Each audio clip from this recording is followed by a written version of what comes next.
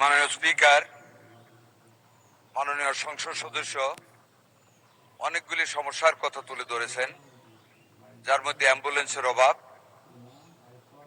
সন্ধ্যার পরে ডাক্তারদের নিরাপত্তার অভাব, ডাক্তার মহোদয়গণের বসার জায়গার অভাব, রোগীর সংকুলান হচ্ছে না, 100 শয্যা থেকে 200 শয্যা উন্নীত করতে হবে। এরকম অনেকগুলি সমস্যার কথা উনি উল্লেখ করেছেন, যার প্রত্যেকটি বাস্তবতা নিরিখে একেবারে সত্য।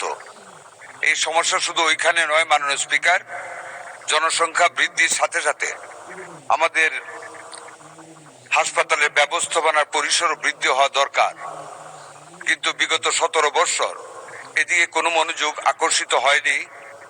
জনগণের চাহিদার সাথে মিল রেখে হাসপাতালের কোনো সম্প্রসারণ হয়নি, লজিস্টিক্স বাড়ানো হয়নি, আসবাবপত্র বাড়ানো হয়নি। এই সমস্যাগুলি রয়েছে। মাননীয় সংসদ সদস্যের জ্ঞাতার্থে আমি ওনাকে জানাতে চাই, আমাদের সরকার প্রধান মাননীয় প্রধানমন্ত্রী স্বাস্থ্যগত কারণে মানুষের স্বাস্থ্যের উন্নতি কল্পে কি কি পদক্ষেপ গ্রহণ করা যায় এই ব্যাপারে অত্যন্ত সচেতন।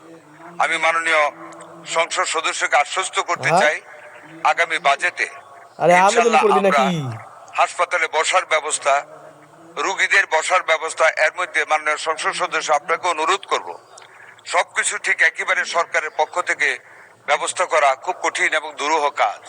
যেই কারণে রোগীদের বসার জন্য আমরা স্থানীয় এডিবি থেকে এবং স্থানীয় ধনাঢ্য ব্যক্তিদের কাছ থেকে রোগীদের বসার জন্য অ্যাটাচড চেয়ার ম্যানেজ করতে আমরা ইএচএপিওদের অনুরোধ করেছি এবং অনেক জায়গায় কাজ শুরু হয়েছে, অনেকগুলি হাসপাতালে সেই ব্যবস্থা করা হচ্ছে।